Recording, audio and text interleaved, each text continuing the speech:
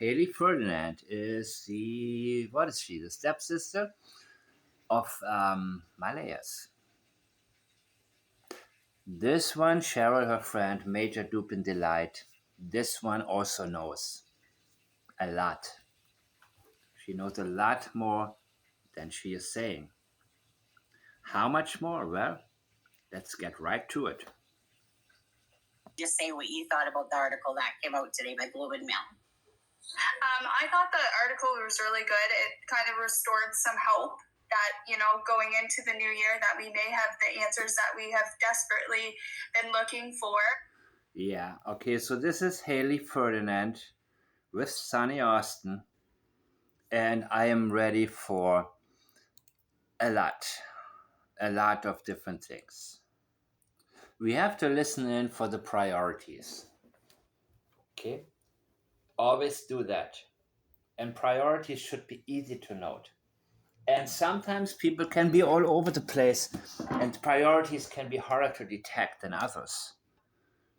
Leakage is huge. Leakage is whatever's at the forefront of your mind that you don't want to talk about. Ooh, I cannot talk. I promise not to say. I'm probably.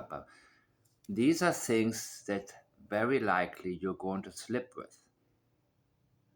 And then there's avoidance. Avoidance is anything that you don't really want to answer or you answer very vaguely.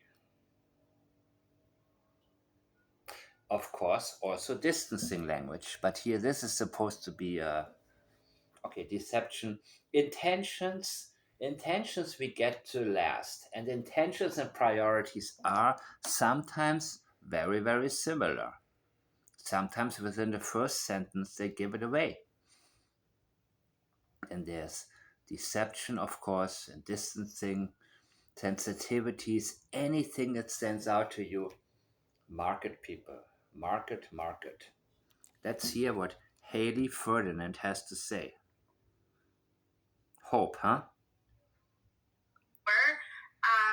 Now, with that being said, I don't want to get my hopes up that we'll have all the answers right off the hop, but I do hope for the fact of Jack and Lily that we have those, and so we can grieve and what have you. If they come home, that be that. So, Oh my god, that woman, that be that, right?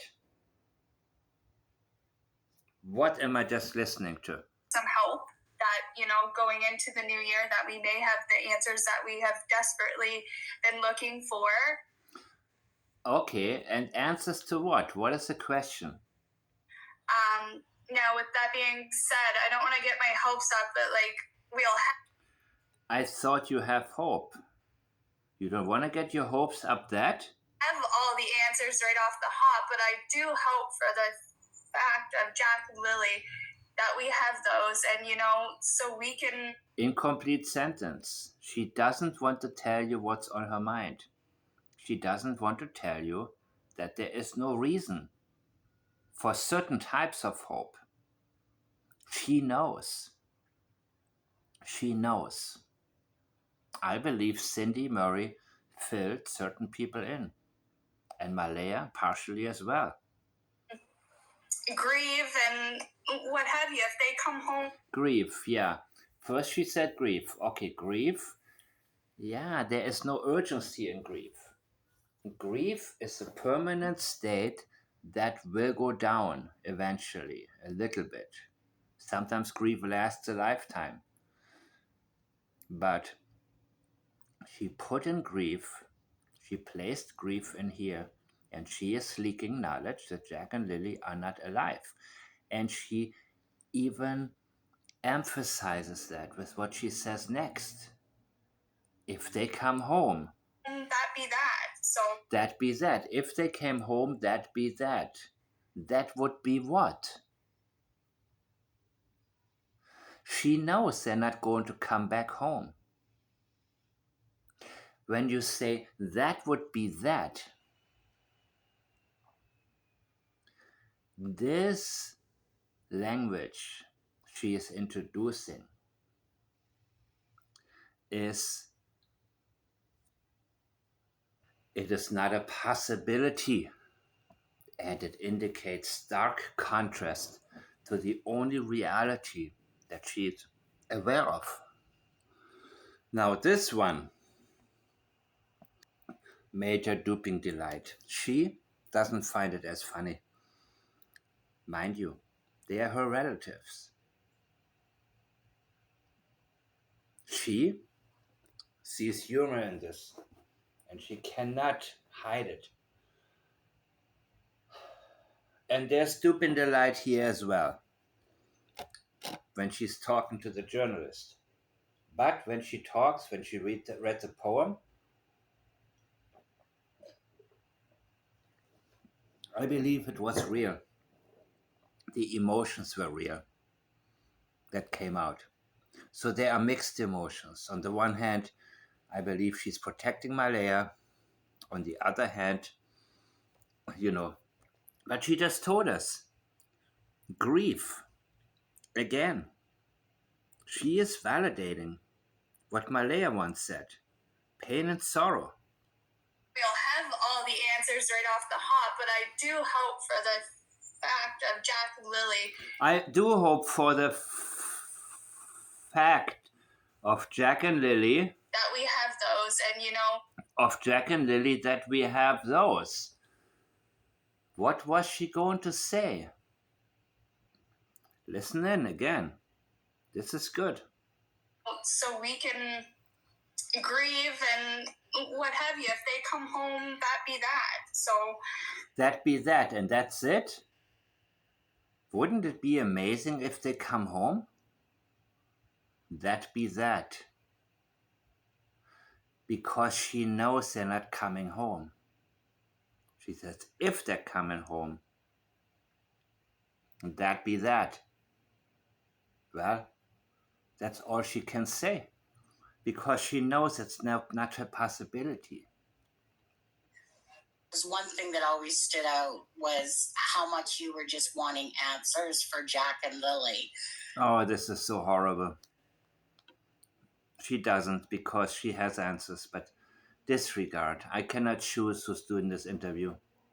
And can I just ask you, so for the audience themselves, how has it been for you, this, like, from the time that the disappearance happened up until this point, about your, I don't know, just anything that you feel like you've been personally going through because of this case?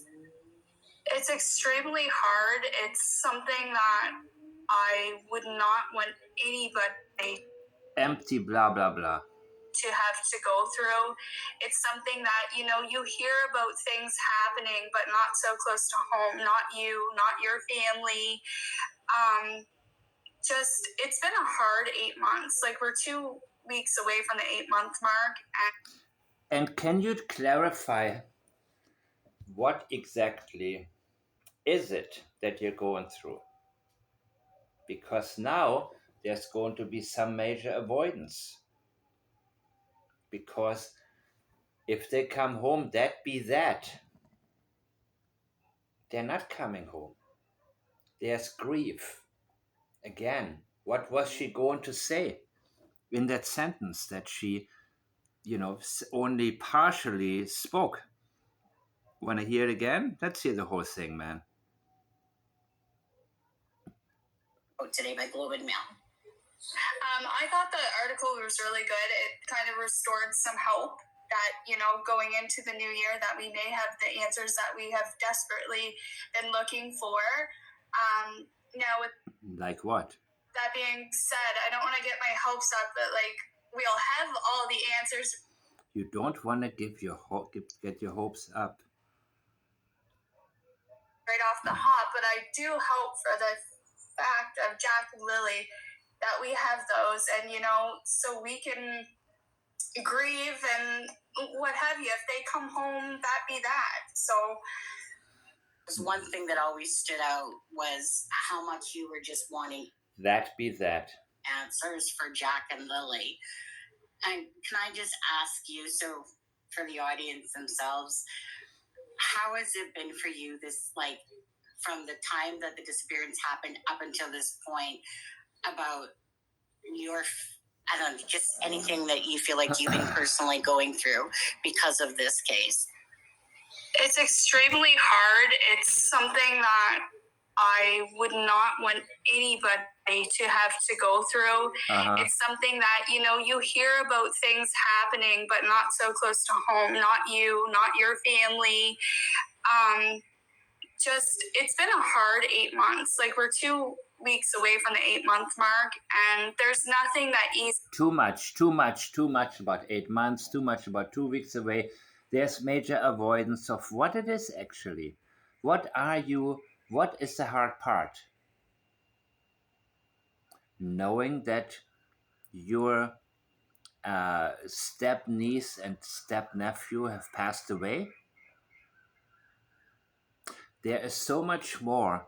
When somebody waffles around the bush, there's always something in the bush that they don't want to come to light.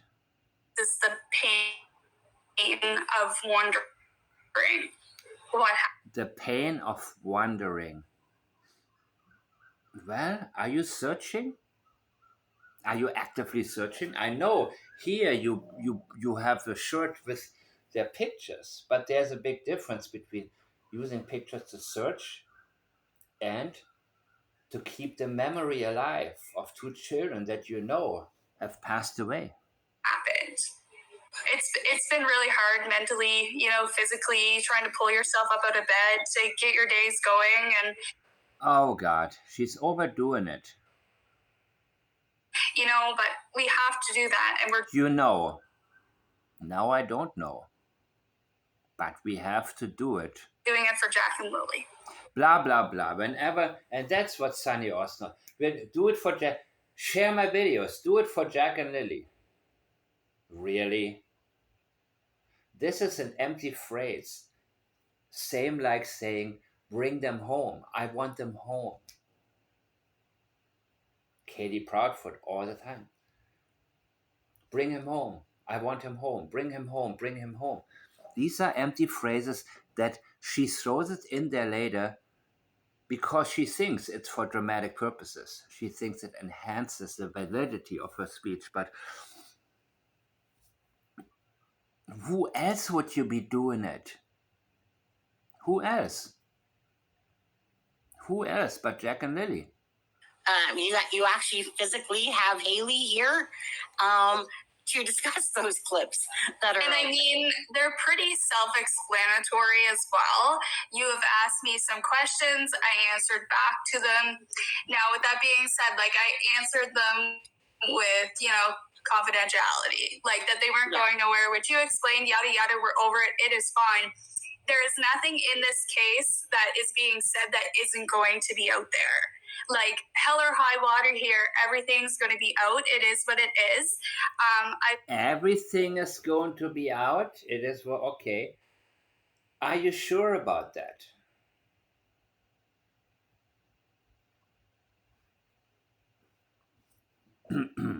I will say from the beginning when DT did play that little clip, which was me talking about, Hayden drinking, getting drunk, Malaya having a few drinks, I didn't agree with it. But hey, that's not for me to really agree or disagree with. It is her life. She is going through a lot. He did end up... Doesn't seem like it, though. Doesn't seem like she's going through that much, isn't it? Is it? Because facial language is something that I'm really fluent in, people. Really fluent. And it speaks louder than statements sometimes. So, what is she going through?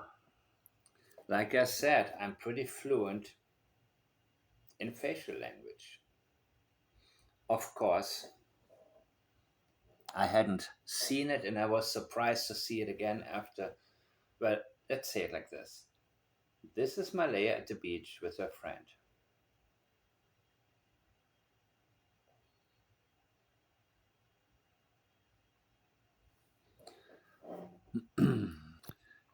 Different.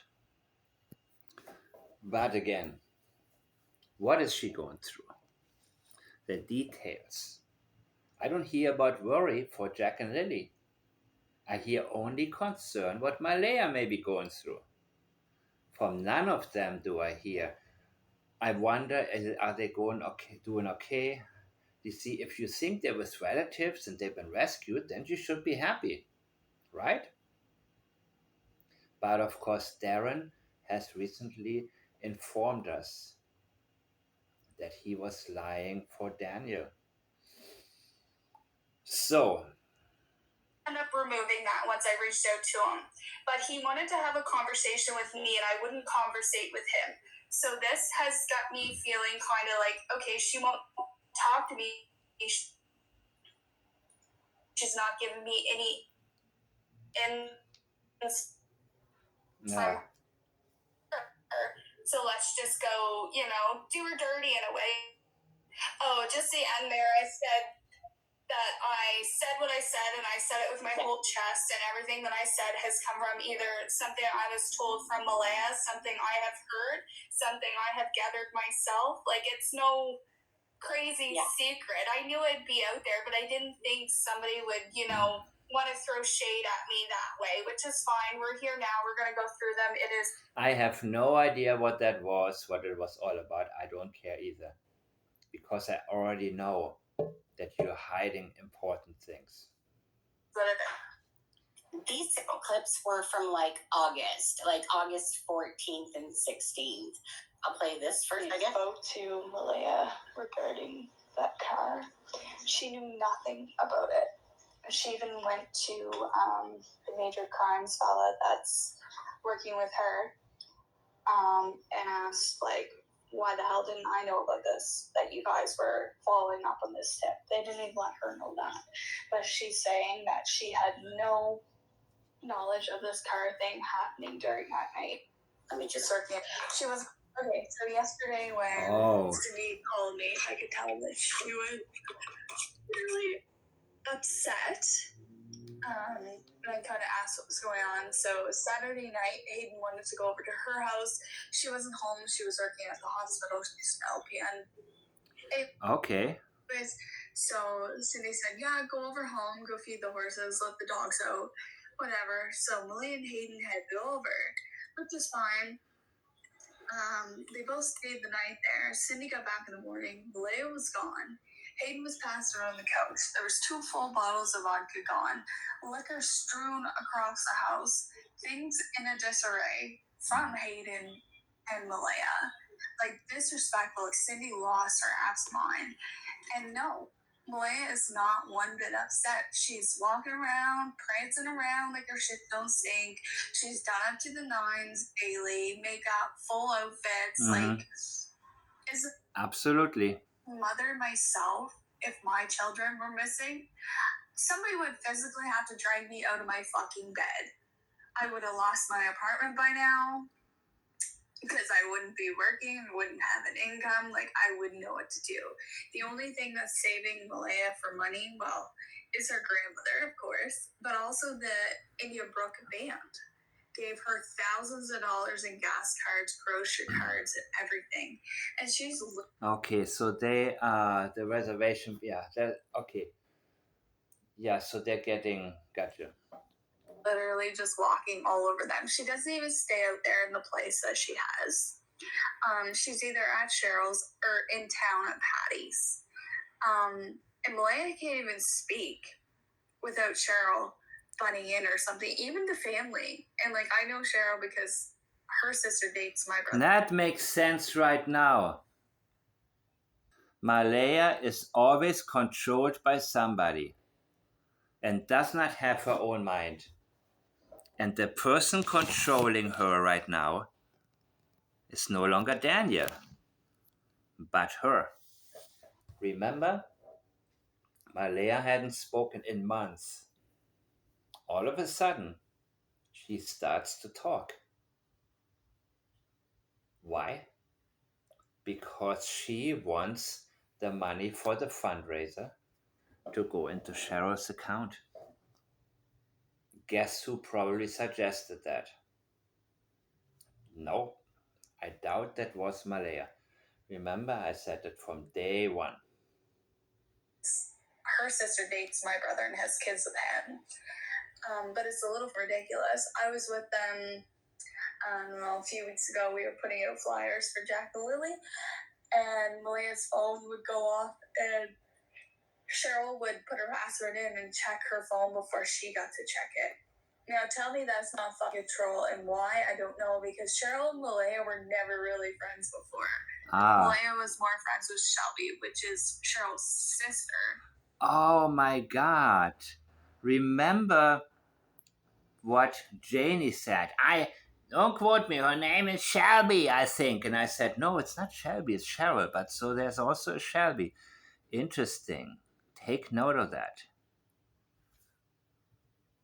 That dates my brother and has kids with. It's pretty self-explanatory, you know. The emotions are still raw. There was things that I seen that, you know, as a mother myself, didn't align with, how somebody should be acting. But in the long run, when I sit back and I think like I shouldn't be judging somebody. This is not judging. This is not judging, people. Let's make this very, very clear. We don't judge. It's that the moment that you have a sense that you yourself are judging, and you are judging if you say this guy is a narcissist, and you label and you leave it there. And somebody said, I don't even think Malaya knew the kids were gone until she woke up, because I've been in an abusive situation and I know what narcissists are like. No, that's judging. And judging means that you do not listen to the individual, but you judge the person based on a similarity to somebody who's done you wrong. And from there, your fantasy gets away with everything. So in these moments, you have to stop yourself and know that you are on the wrong track, and you will not likely get back to the right track. It's almost impossible for you to do that. So anybody, if you are participating in conversations and you hear psychopath, narcissist, all of these labels thrown around, get the hell out of there. And if you don't, then stay there. But don't pollute other airways with the confusion that you volunteer to absorb. Let's hear this one more time.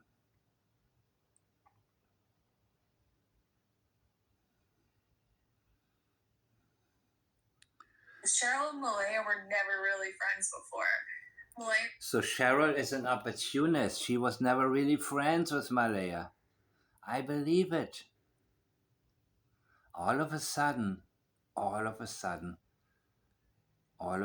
she sees an opportunity. I was more friends with Shelby, which is Cheryl's sister that dates my brother and has kids with.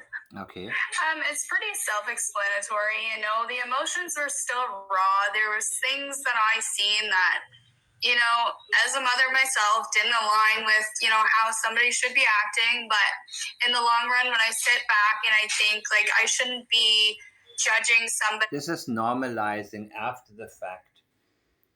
And I prefer to hear the instant initial notions. That's what's important to me. Not this. Not when they try to minimize what they have previously stated. Minimizing your own words. It all depends on how strong you were with them.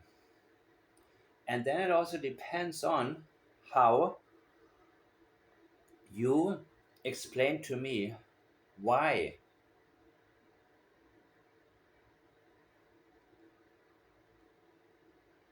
Why did you say what you had to say?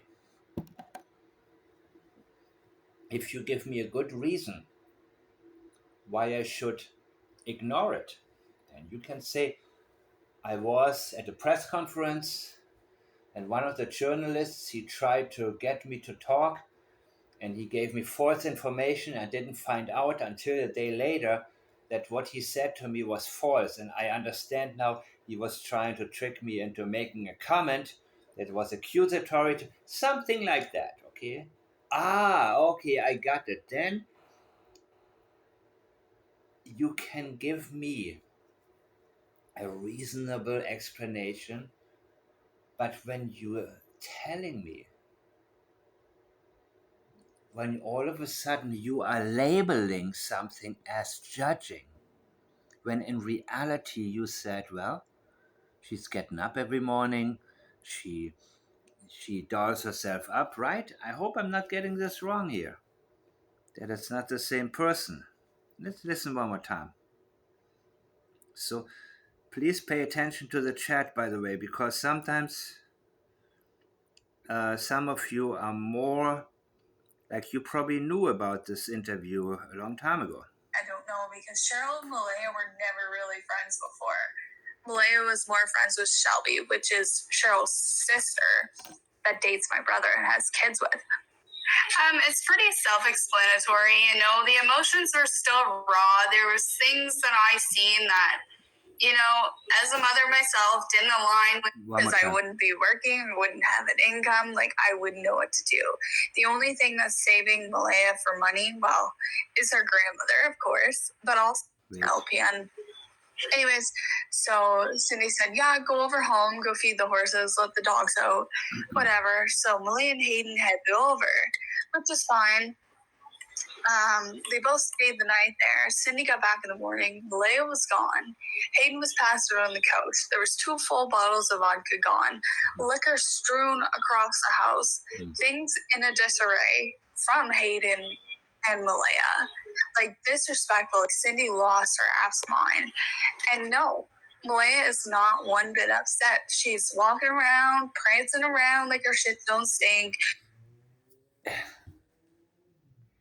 Well, this is an observation.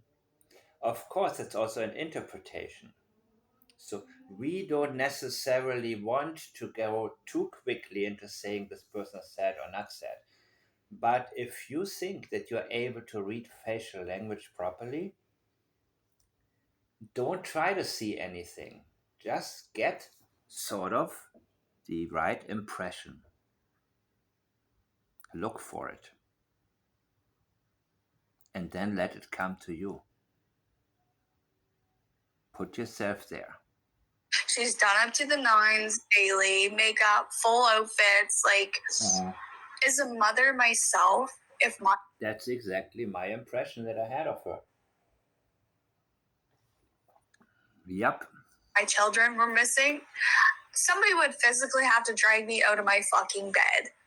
I would have lost my apartment by now, because I wouldn't be working, wouldn't have an income, like I wouldn't know what to do. Yep. The only thing that's saving Malaya for money, well, is her grandmother, of course, but also the India Brook band gave her thousands of dollars in gas cards.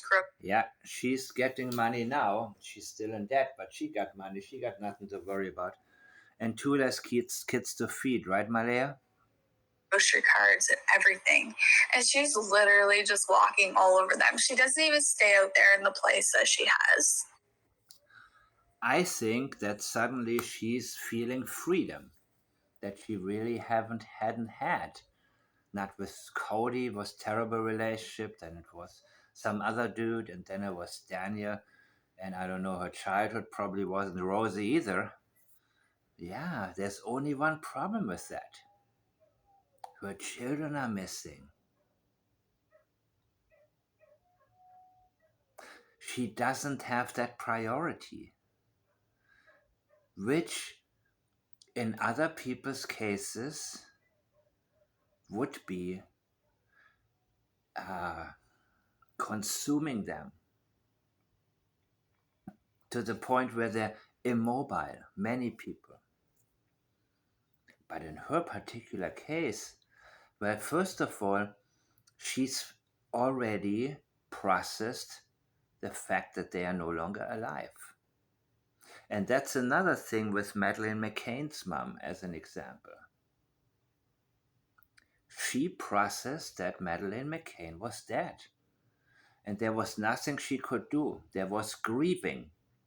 So when Malaya talked about grief, pain and sorrow, it doesn't necessarily, well, I believe it can mean you feeling pain and sorrow. It can also mean that you're telling us that this is a situation in which you are supposed to feel pain and sorrow, and that people want to hear from you or get from you or feel from you that pain and sorrow is that something you're feeling. But it also gives away the knowledge that Jack and Lily are not coming home.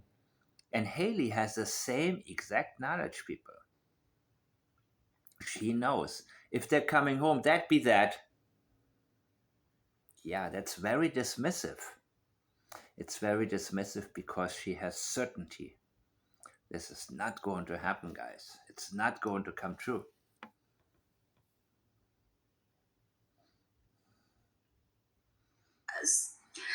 She's either at Cheryl's or in town at Patty's.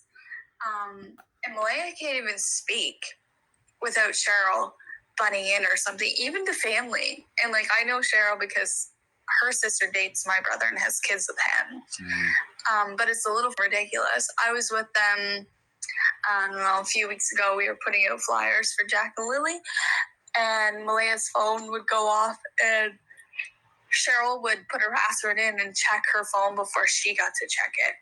Now, tell me that's not fucking troll, and why, I don't know, because Cheryl and Malaya were never really friends before. Malaya was more friends with Shelby, which is... She doesn't have her own mind, period. And this one had zero interest in Malaya before. I believe that. But she is fully in charge.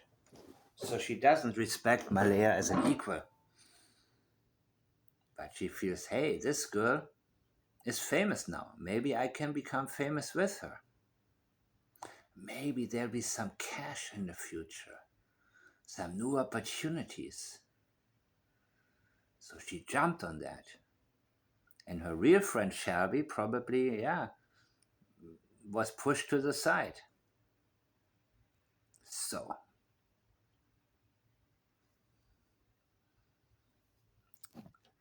let's continue.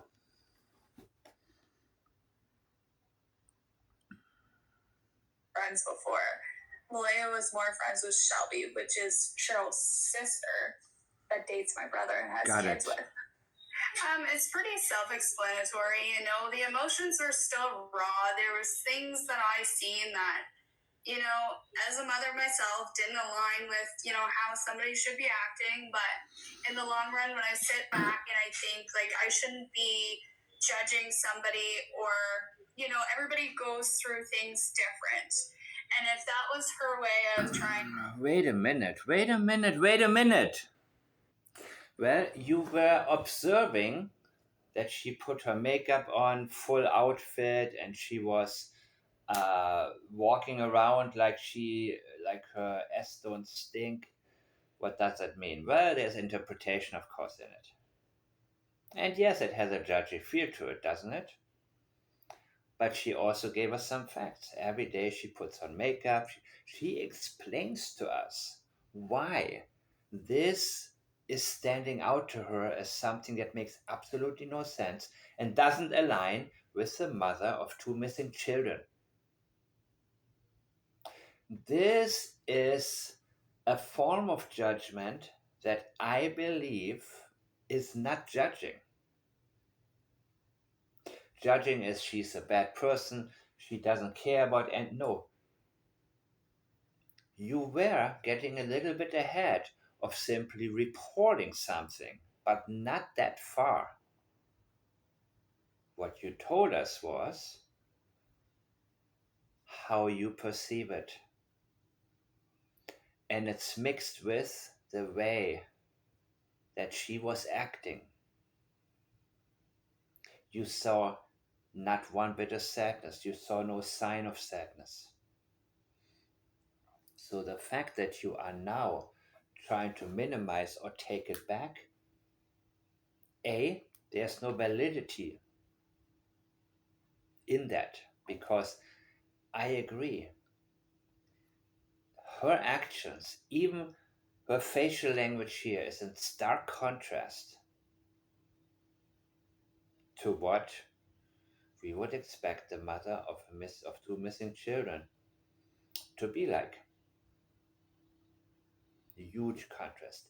There was nothing out of line, but the fact that she now B minimizes it. The reason B, in my opinion, is that she was told there is more to the story, and we don't want to go there. We don't. We want to keep things in the family. And this one, I believe Malaya told her so many things. She is extremely closed off with people, even within her own family. When some people visit, extended family, she's extremely closed off people. I have the picture of how she is, except very few people, like her mom, Cheryl.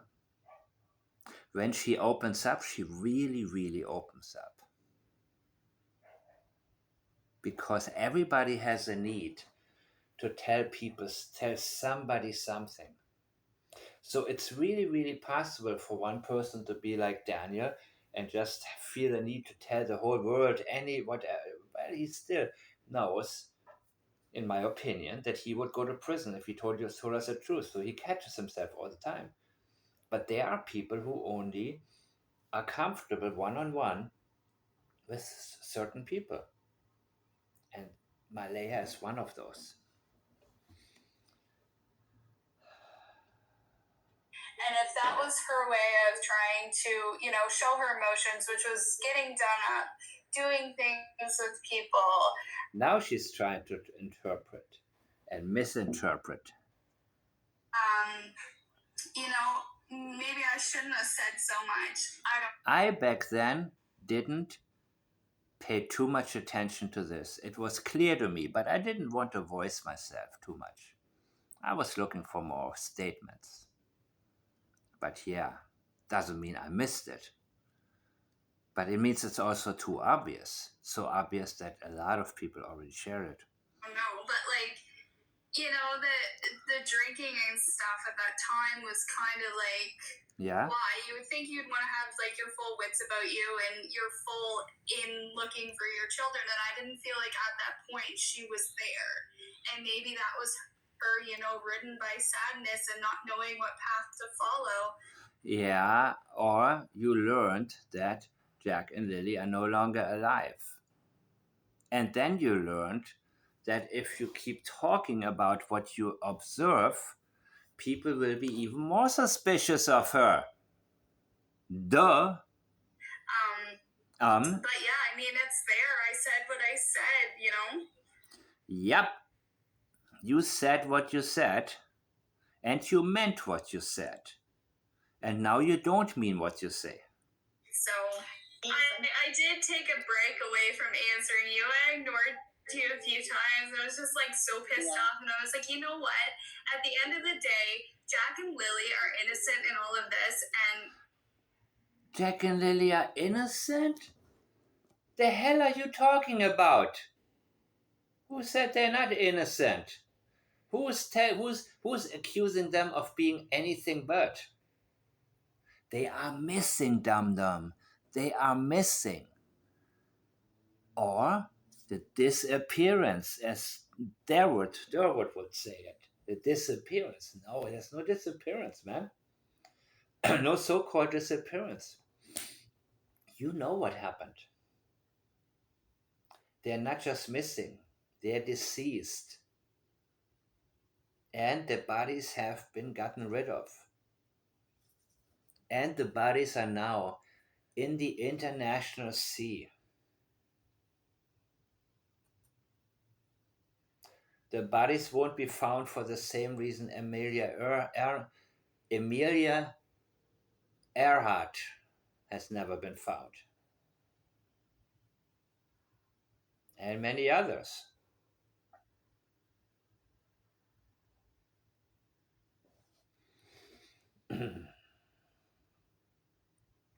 Somebody knows something out there, so if me ruffing some feathers is the way to go about it, then whatever. I think Yeah, come on. That's not what you were doing. That's not what you were doing. by now everybody knows how I feel and what I truly want out of this case. And if this gives me some backlash, so what? What can't I handle at this point? And to keep in mind, these are from August, a very raw time still of not knowing, very, very high emotions. Not that they're still not high emotions. It's cope with what was happening in amongst my life and with. Okay, am I back there now? The computer's lagging a bit. Yeah, I can hear everything now. The screen's back. Yeah. Is this Starwood O'Grady or Darren, whatever his name is, all the time, and she believes him. So Hayden's name must be under my name and Patty's phone. So I get a phone call. Wait, who believes Durwood? Who believes Durwood? Let me hear this shit again. 6, whatever.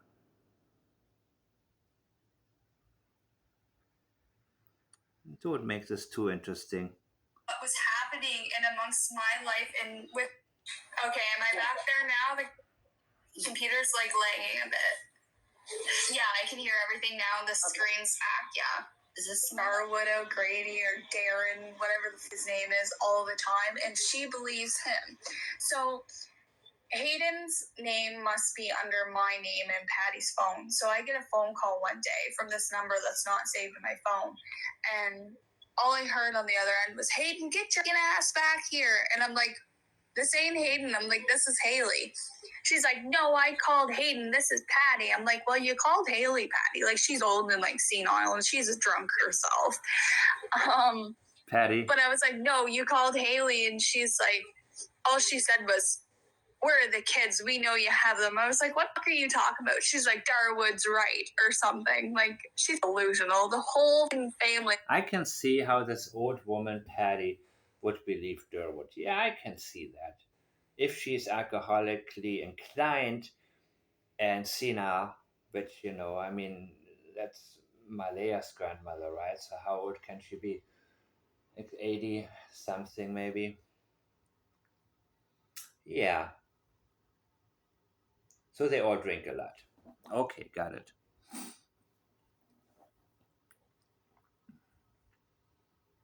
But what excuse do you have for having believed him?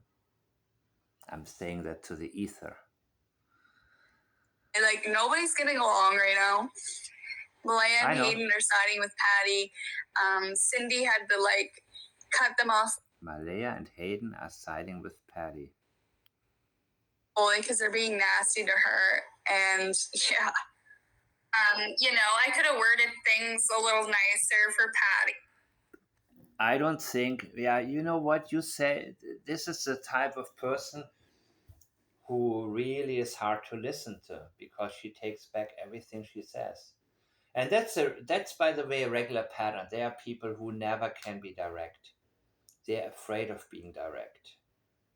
And they're not good people for when it comes to information, to get information wrong from, in general. So I hate apologies, by the way. I can't stand them.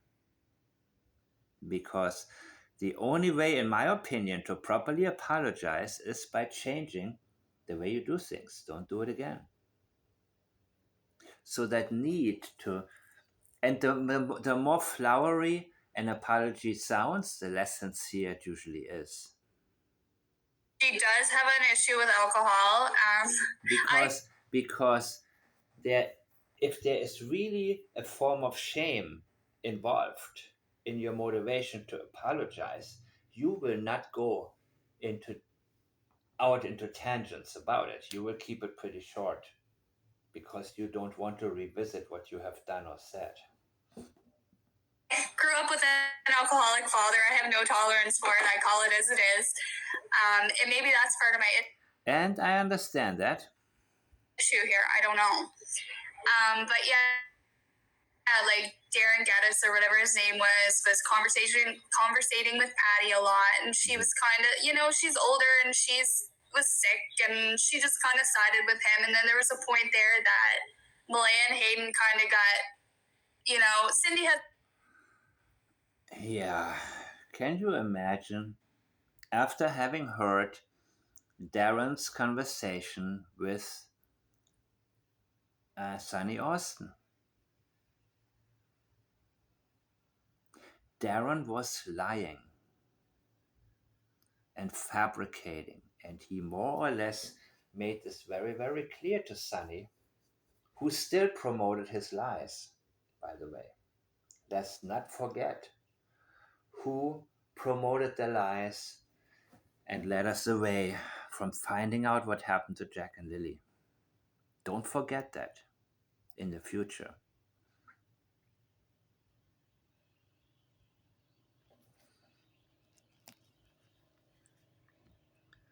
So he found an audience with this old woman, who, by the way, did not want to leave the house when everybody left, because she was waiting for Jack and Lily to come back. So this is a type of person that Darren decided to use as his victim, guinea pig, what have you. Can you believe that? So Darren, if you're listening,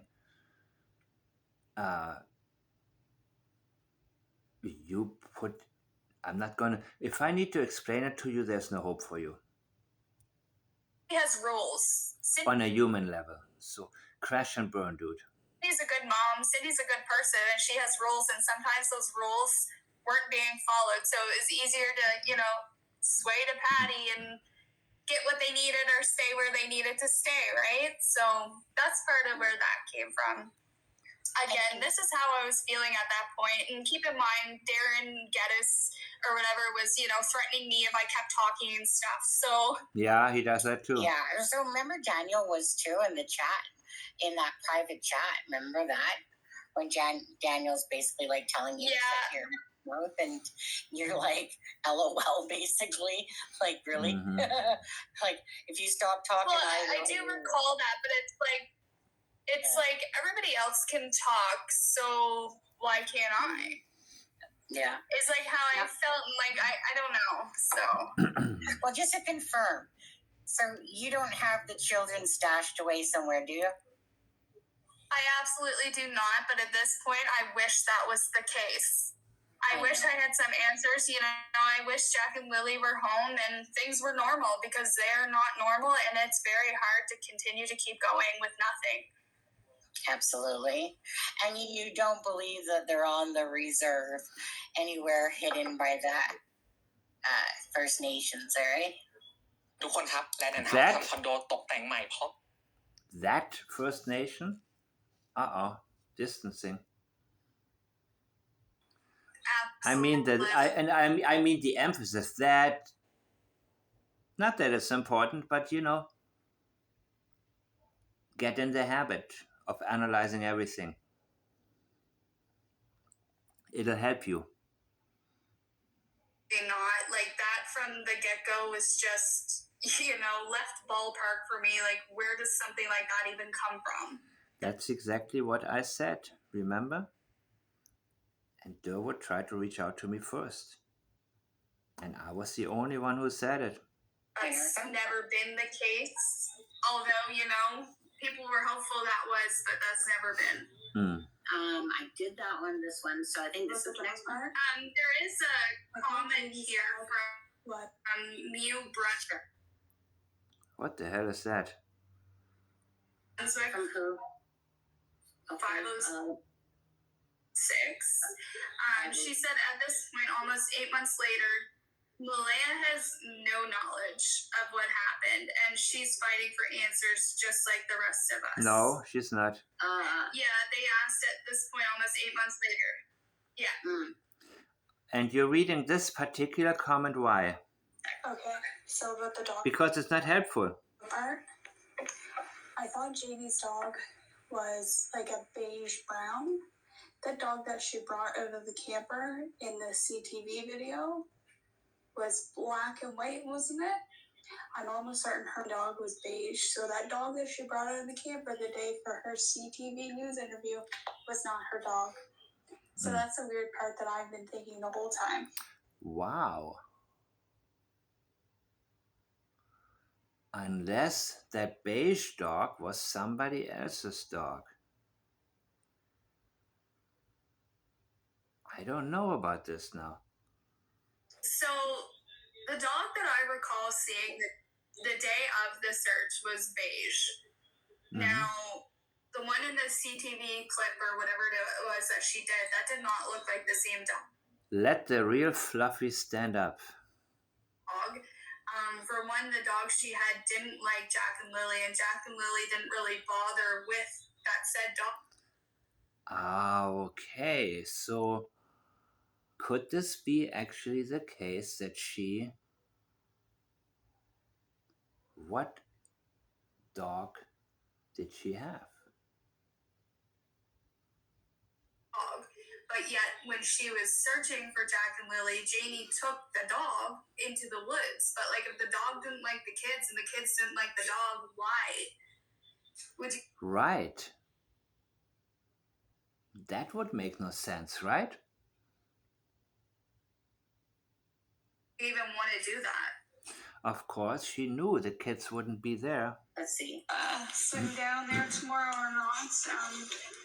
I have 4 Airbnbs checking out sleeping today, and then I have another 4 beds turnover tomorrow. So I don't know if I'm gonna have the time to get down.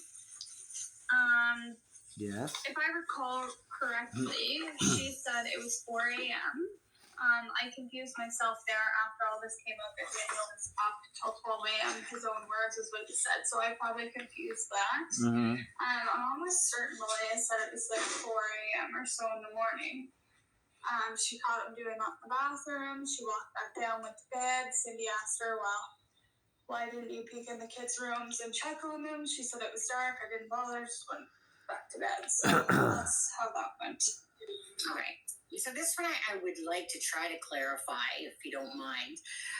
So First, go back to that one. By the way, always go back to what matters, people. Always, always. Don't let anything sidetrack you. If something needs to be answered and hasn't been, don't move on. Ever. Especially not when other people try to get you to move on.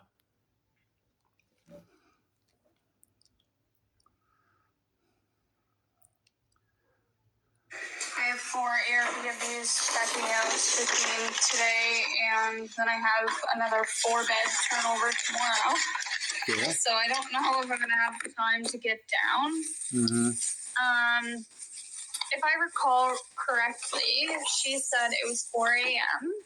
I confused myself there after all this came up. If Daniel was up till 12 a.m., his own words is what he said. So I probably confused that. I'm almost certain Malaya said it was like 4 a.m. or so in the morning. Yeah. She caught him doing that in the bathroom. She walked back down, went to bed. Cindy asked her, well, why didn't you peek in the kids' rooms and check on them? She said it was dark. I didn't bother. Just went back to bed. So that's how that went. all right. So this one I would like to try to clarify, if you don't mind. So Malaya, from Belinda, Malaya told Lana that she woke up like a little after 12 or around 12, and Daniel was doing meth in the bathroom. And so, and I know originally kind of when we talked, it was around the same thing, but then you said 4 a.m. So I just kind of wanted to clarify that, because I know that not everything, like, you're just trying to remember, but not that it's as clear as mud, like that it's 100% ingrained that it was 4 a.m. per se. It was just, I think, your recollection. Do you still believe it was 4 a.m. that was said, or do you think it was more after the 12 mark? Find your stay with a Goda. Fly away with a Goda. 12 mark. What I was told, when I was told this, the time that was told to me was around 4 a.m. So, Okay. and this is a statement that Malaya has also told somebody, and then she's like, no, I didn't say that. But it came from a really reliable person that she firsthand told it to, and that person told me. Just to ask you personally, just from the information you've heard and I've heard, do you believe that Daniel was doing meth that night? From what I was told from Malaya at the end of the driveway there, when she broke down and started talking about that, then Talking about what specifically? I want to hear specifics. yeah, the dots all connected, and with She didn't say it. the bathroom scenario there, yeah, I strongly believe that. Mm-mm. You strongly believe that. That's not the question. Well, okay, sorry, that was a question right now. But we want more than a belief because we need the timeline straight. And after the fact, well, I need the earlier statements. Was going on, and Daniel was driving Malaya's white Nissan Pathfinder. I believe hers is like a 2016, 2017. Daniel was driving Malaya's white Nissan Pathfinder, not a black Rio. One more time. Person told me. Just to ask you personally, just from the information you've heard and I've heard, do you believe that Daniel was doing meth that night? From what I was told from Malaya at the end of the driveway there, when she broke down and started talking about that, then yeah, the dots all connected, and with the bathroom scenario there, yeah, I strongly believe that. Was going on, and Daniel was driving Malaya's white Nissan Pathfinder. I believe hers is like a 2016, 2017. So it looks a lot different than the brand new ones, of course. But that's all I seen him drive. And then Malaya did confirm that there was a guy that came there the day of the search that was apparently searching with Daniel at some point too. And that's the Pipeline Boy. The Pipeline Boys, remember? Chance Slay and what was the other guy? Adam? Said person, I'd have to find his name again, but Malaya did say that was the guy he was getting dope off of. Now, I don't want that to go anywhere. I will grab the guy's name for you. I have it back in messages between somebody, maybe even Malaya, I forget. But she did confirm that one of the guys that was searching with Daniel was a dealer that he was getting stuff from. Yeah, and this is what Chance Slay, one of the Pipeline Boys. Chance Slay. Okay. She's gonna say it for me now. So that was just the next one was about you talking about, about the drug dealer, for Daniel, which we know his name in the documents, Chance Lays, blah, blah, blah. It's been out there for a while. Other people have already brought it up. Got it. So Cody, Malaya, Daniel, Janie, Wade, Cindy, and Patty. Yes. Those are the 7 people that were polygraphed, correct? That's what I narrowed it down to as well. Yes. I was close with Malaya, but there was that 2-year gap that I didn't see her or the kids because Daniel made her cut everybody off. Yes, Lily and Jack are missing. I don't know what to say when I speak to a news reporter because I do want to speak to Lindsay, but I don't know what to say. I cry about it all the time. Do I say that step? Do I say I'm disappointed with how things are going? But if I can remember correctly, I'm pretty sure he was driving a dark colored vehicle, black, the guy that was searching with Daniel, and it was louder. Really? The guy that was searching with Daniel, a black car, and that was louder. Interesting, right? So, is he talking about Chance Lays? What does Chance Lays drive? What kind of car does he have? Is it a black Rio? I can't can't say for sure that it was standard, but I drive a 6-speed myself, so I know what a standard is. Yeah, so I'll go